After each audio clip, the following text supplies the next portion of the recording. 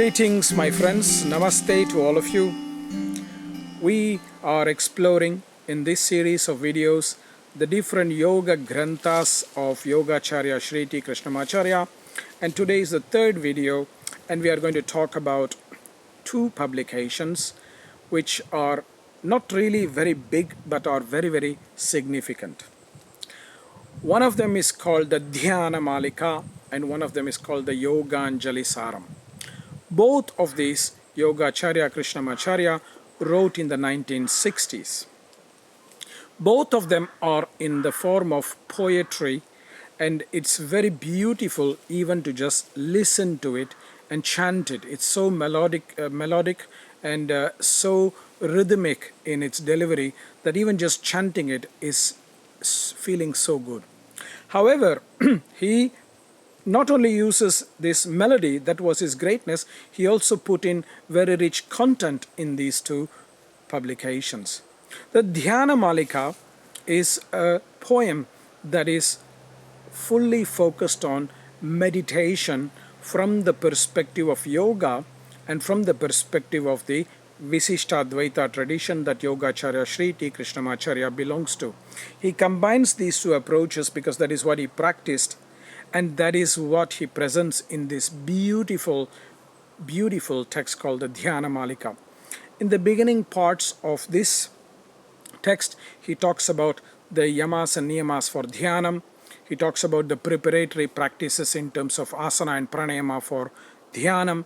And in the next part, in the middle part, he presents the different focuses that we can choose for dhyanam. And being a Shri Vaishnava and being a Visishtadvaita practitioner, he chooses auspicious forms of the divine as the most important and most worthy forms of meditation that we can engage in. For those with a philosophical interest, you will also find that in the later part of this beautiful poem, he also challenges the Advaita philosophy and says how Advaita philosophy cannot really be a valid philosophy, especially from the point of view of meditation. Because if the meditator and the object of meditation are the same, then where is the meditation? So he kind of asks these kind of very interesting questions and dispels the notion of Advaita philosophy. It's a very interesting read for scholars as well. We are all very lucky because Yogacharya Śrī T Desikachar translated this publication into English language as well. The other publication that we want to talk to you today is called Yogāñjalisāram. It means the essence of yoga offered with grace. And this actually is also in a very poetic form and presents the entire summary of the yoga philosophy with the focus on the Vedic approach. He talks about procedures of practice of what time we should wake up, what we should do when we wake up, how yoga is to be practiced consistent with the fact of the devotion to the divine, which is a very important belief of Yogacharya Śrī T Krishnamacharya. Many in the Viniyoga tradition will understand this very well because there are quite a few people who are proposing that the yoga of Śrī T Krishnamacharya does not really talk about devotion. Actually, the Viniyoga approach of Yogacharya Krishnamacharya is very deeply steeped in devotion. But the most important thing that Yogacharya Krishnamacharya says, and he quotes in the Yogāñjalisāram through a beautiful verse, Tavava mamava sadānusaranāt namanān mananāt prasanna chittaha. Devotion is very important, Shraddha is very important, but which God you are directing this devotion to, which deity you are directing this devotion to, that can be your choice. It doesn't have to just be one. And that is the beauty of the openness of the tradition of yoga.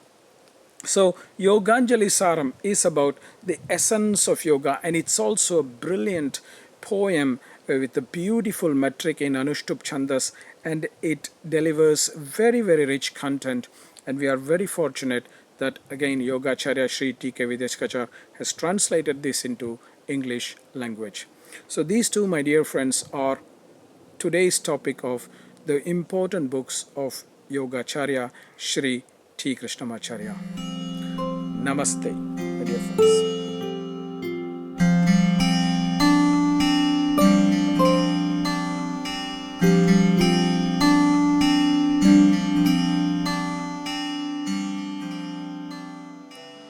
Namaste, my dear friends. My name is Kausthub Desikachar and I am the representative of the Viniyoga tradition of Yogācharya Śrī T Krishnamacharya and Yogācharya Śrī T Desikachar. We are so happy that you have watched our video thus far, and we invite you to subscribe to our channel and click on the bell icon so that you will be notified of all the great videos that we are sharing on a regular basis. If you are somebody who loves yoga, if you are somebody who loves classical yoga, be assured that you will benefit greatly by subscribing to our channel.